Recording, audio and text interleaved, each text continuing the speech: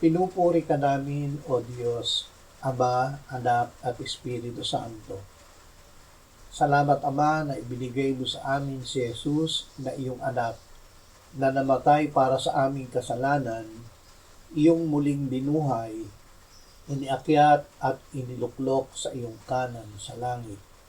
Salamat na ibinigay mo sa amin ang iyong banal na Espiritu at sa pamamagitan niya ay ibinuhos mo ang iyong pag-ibig sa aming puso.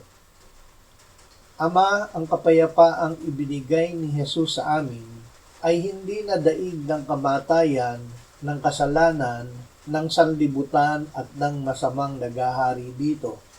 Sa mundo ay mayroon kaming kapighatian. Salamat na mapagtatagumpayan namin ito sa pamamagitan ni Jesus at ng iyong banal na Espiritu. Amen.